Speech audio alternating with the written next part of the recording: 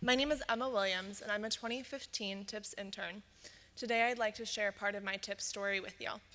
Walking into my supervisor, Marta's office, for our very first meeting at the Shoreline Center for Human Services, I was nervous, similar to how I am now. I'd been guided through 2 sets of double doors, a children's playroom, an office, a hallway, another office, a break room, and finally to my supervisor's door. Just like the selection committee had asked me when I first applied back in March, she asked me what I wanted out of my internship, and I told her the following. I want to learn and grow. I want to look back at this experience and say, oh, that's the difference I made. I made a difference. Marta quickly assured me of even more than I'd asked for. She swore to me that this experience would change my life. This guarantee made me aware that the people I was about to call my coworkers made big promises. I'd soon be assured that they followed through on them too. So today I would like to talk to you about these goals of learning, growing, and making a difference. I could tell you about the simple things, maybe that every kid learns at their first real job. Professionalism, punctuality, communication skills, a sense of purpose and responsibility, how to manage money, etc. But if I told you those things, I wouldn't be telling you the full story, because TIPS isn't every kid's first job. It's different from the very beginning.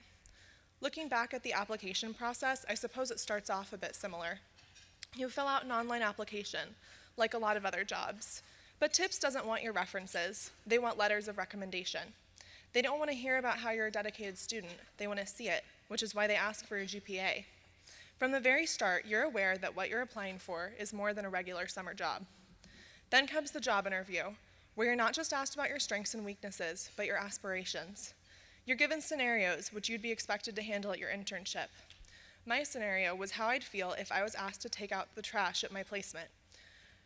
I was asked to take out the trash every single day of my work experience, and I'm glad that I answered that question the way I did, because telling my employer that I'd gladly and willingly take out the trash without complaint was a really good reminder to gladly and willingly take out the trash without complaint, and I needed that sometimes. So yes, I learned how to survive a job interview, and I learned how to communicate with my employers. Here's a tip. Don't give them your home phone number if you don't use your home phone, because you might end up nearly missing your job interview. Whoops.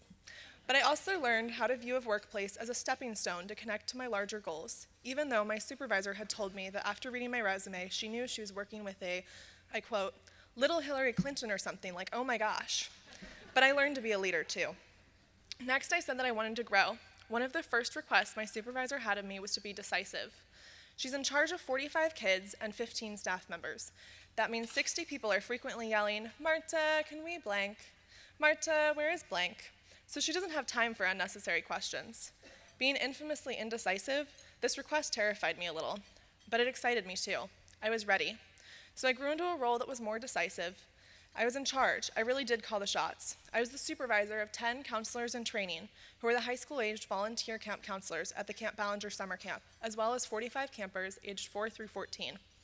Finally, I wanted to make a difference, and I was nervous about this. Not many times in my life had I looked around and thought, oh, this is it. I'm making a difference. Would I be able to do that? Would I recognize it when it happened? Well, it was a slow start. It happened. I made a difference to Hajira, a 4-year-old soon-to-be kindergartner, who was the most giggly and excitable of all the littlest campers.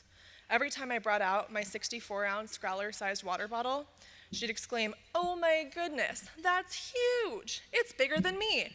And then she'd pull on my arms until I'd set the water bottle down so she could curl up next to it and say, see how big it is? I made a difference to Lawam, an 11-year-old pre-middle schooler, who was tired of the mean comments made by her brother and his friends. She let those relentless comments get to her when she refused to practice cartwheels with her friends because she was afraid her shirt would come up, and she didn't want anyone to think she was fat. After a few more of these self-deprecating insults, we sat down during free time and had a heart-to-heart. I explained to her that her friend's beauty made her even more beautiful because she got to share in their beautiful existence. I told her about how many complex emotions one experiences during middle school, particularly, and how oftentimes kids, and boys especially, aren't given the tools to express those emotions effectively, and that makes people lash out and say mean things sometimes. I also encouraged her not to allow the negative words of others who were insecure to influence how she talked about herself. She began to see that saying mean things about herself would only make her feel worse, so acknowledging her inner beauty and shine was the strongest thing she could do. I made a difference to Miriam, a 13-year-old facing 8th grade, who had one of the most difficult home lives I'd ever heard of, and was often a mom to her 5 siblings, several of whom were older than her. I listened when she wanted to complain about how hard things were at home, or when she was beaming about how exciting it was that her mother had trusted her, not her older brothers, with her credit card. I made a difference to my counselors in training who had never had a professional experience before and were learning firsthand the importance of following simple directions like taking out the trash before they had to clean up the mess of an overflowing trash can, or were just beginning to understand how much nicer their supervisor would be when they actually communicated about their attendance, or were learning how fun staff meetings could be when they felt more like family dinners. But the TIPS family not only gives a handful of amazing kids and future change makers a summer job, but you also pay for my textbooks my freshman year of college. Thank you. You give Lawam a sense of self-esteem when she needs it most. You give Hajira an understanding of size and a lesson in proportions and measurement. You give Miriam a friend and a listening ear, and you give the CITs a cool boss and a second family. While my impact feels unique and personal, I recognize how the same experience and the overall impact of TIPS is able to reach so many and forge connections all along the Puget Sound. I want to thank all of you for making it possible for me to learn, grow, and make a difference in these ways. TIPS has brought so many opportunities to my life, and I thank you all for being a part of that gift and for listening to me speak here today. Thank you, and have a wonderful afternoon.